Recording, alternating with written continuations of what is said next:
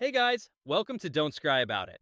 In this video, I'll be breaking down each of the four Final Fantasy Commander precons, looking at overall theming, reprint value, and anything exciting coming to Commander for the first time.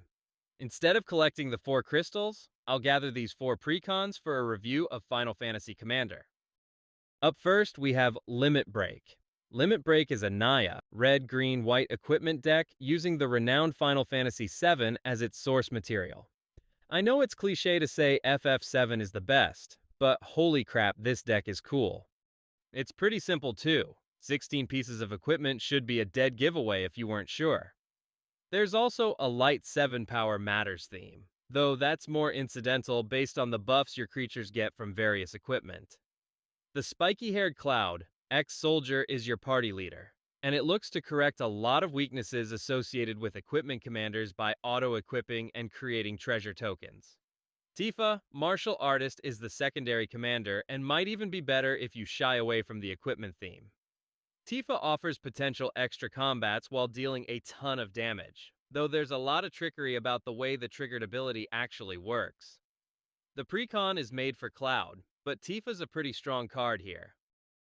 Looking at the reprint value, Limit Break has 7 cards in the $2 to $5 range, 7 in the $5 to $10 range, and 4 cards at or above $10. The big money cards include Darksteel Plate, Sword of the Animist, Firelit Thicket, and Clever Concealment, with the latter two approaching $20 or more. That's some good value already, but a lot of the other notable cards are Commander staples like Skull Clamp, Nature's Lore, Professional Facebreaker, and Lightning Greaves. Limit Break absolutely nails it on value, though that's assuming you can get the deck for a reasonable price. On to the new additions, we've got Yuffie, Materia Hunter, Heidegger, Shinra Executive, Bugenhagen, Professor Hojo, and Lifestream's Blessing. Yuffie, Materia Hunter, is the first mono-red ninjutsu card, though that means it doesn't slot into existing ninja decks very well. Still, this should enable some neat blink strategies for red decks. Heidegger, Shinra Executive, and Soldier Military Program are new tools for Soldier Typal decks. Bugenhagen, Wise Elder, looks like a solid mana dork, drawing cards once you've ramped into or built your own large creature. Professor Hojo has a training ground style discount for targeted activated abilities, as well as other benefits for building around those sorts of effects. Lifestream's Blessing is reminiscent of Rishkar's Expertise or Return of the Wild Speaker, with less of an upside but also less blowout potential. With 25 newcomers per deck, I'll limit myself to these standout cards for now. Up next is Revival Trance. Revival Trance is a Mardu precon focused on Final Fantasy VI, using Terra, Herald of Hope, and Seeles, Rune Knight to form a sort of small ball reanimator deck. If you're fond of the type of gameplay that Alicia, who smiles at death, promotes, you'll probably love Terra, and its reanimation ability even pushed up to 3 power instead of 2. There's a ton of self-mill, rummaging, and recursion in this deck, with a few Gravebreak payoffs that reward you for removing or casting cards from your graveyard. The whole deck is centered around the graveyard, combining an aggressive beatdown strategy with a well-supported reanimator theme. That said, Terra, Herald of Hope, isn't actually optimized here, as the deck still focuses on larger reanimation targets overall. Revival Trance features 5 cards in the $2 to $5 range, and 8 cards in the $5 to $10 range. No big money reprint here, with Reanimate being the most valuable reprint in the deck. I'd normally say these numbers aren't too bad, but for 100 plus, they definitely are. That said, the deck has 25 new to Magic cards to make up the difference, so all it takes is a few monetary hits from among those to give it a pass on value. As it stands, this a miss on reprint value. First, we have Espers to Magicite, an instant speed mass graveyard hate that lets you steal the abilities of a creature exiled with it. The Warring Triad, a pretty push 3-mana rock that eventually becomes a massive, evasive god creature. Not sure why it can target any player. Someone fill me in on the Final Fantasy VI lore. Rejoin the Fight, A potential triple reanimate that rewards sculpting your graveyard or playing politics. Banan, the Returner's Leader. Seems like a decent, open-ended card advantage and selection tool for Boros decks. Again, with 25 newcomers per deck, I'll just limit myself to these 4 cards for now. Next, we have Counter Blitz. Counter Blitz caught my attention early, as a counter-based deck that leaves room for customization, and the one emphasizing Final Fantasy X, an absolute all-timer.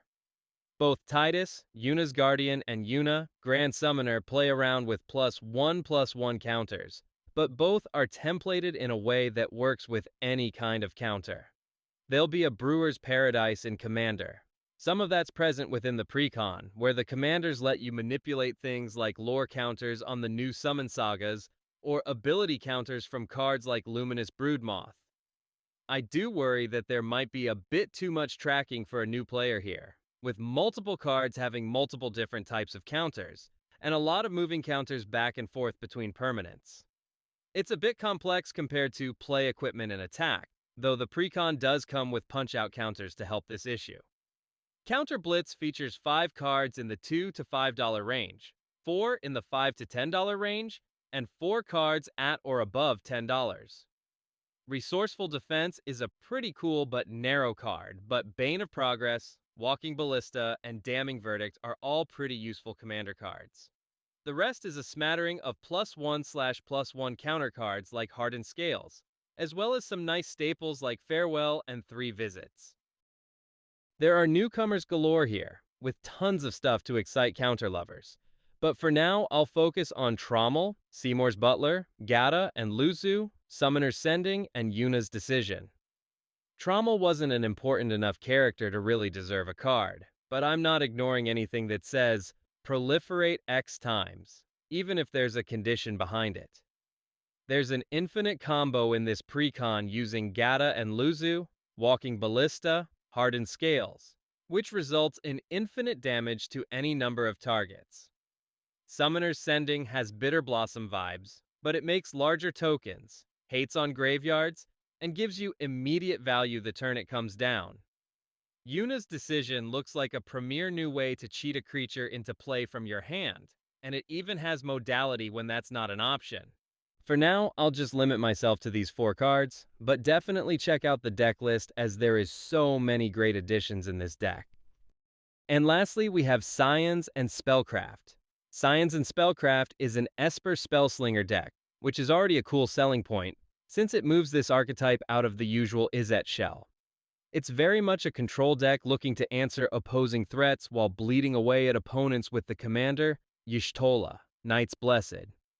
It cares about more expensive spells rather than just cantrips and cheap interaction, so it plays a little differently than typical Spellslinger decks. Y'shtola's a win con on its own, though Garaha Tia, Scion Reborn offers an alternative route to victory with a more familiar token-generating reward for casting spells. There's a tokens package here too, with a lot of young Pyromancer-style effects, though a card like Bastion of Remembrance still looks incredibly out of place. Either way, the strategy is simple. Get some spells payoffs on board, and then, cast spells. Look, an apple's still an apple, even if the skin changes colors. Scions and Spellcraft has 5 cards in the $2 to $5 range, 3 in the $5 to $10 range, and 2 notable money cards above $10. One of those is Sunken Ruins at $20 plus, with Snuff Out just above $10. There are some solid reprints here, and plenty of staples like Propaganda and a full set of talismans. But it's pretty scarce on value reprints overall. How about the new cards, though? I can't pronounce half of the names in this deck, but some sweet ones stood out anyway. First, we have Tataru Taru, the world's fairest smothering tithe. I'm always intrigued by consistent treasure generation, even when it's capped in this way. Alice Leveilleur and Alphino Leveilleur, the only partner with pairing in the commander set, and they come together to create a nice double spell package. Champions from Beyond, big Beastmaster Ascension vibes, and this can cost as little as to get into play. I'd also revisit this card after the Spider-Man set drops in September to see if the hero creature type received any big payoffs. Astrologian's Planisphere.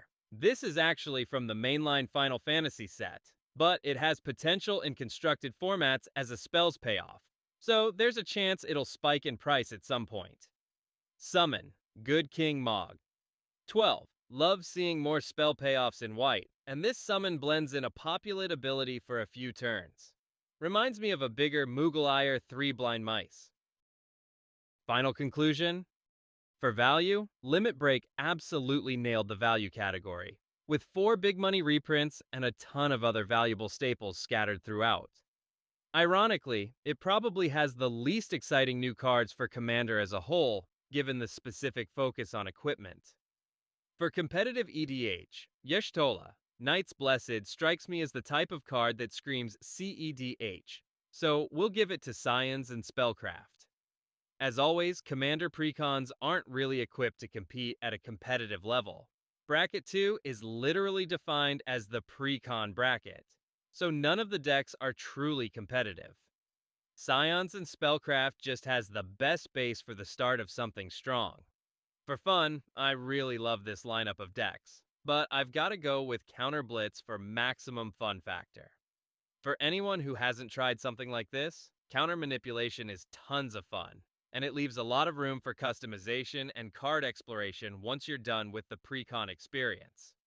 Messing around with summons and shield counters and stun counters just sounds enjoyable, even if it comes off as a bit complicated for a Commander Precon. All in all, these Commander decks look awesome on so many levels. They're all exploring themes that have been done before.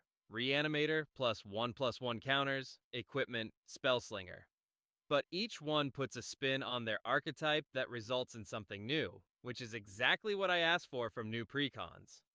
I don't expect every Precon to be groundbreaking, just that they distinguish themselves in some way. Which deck will you be buying?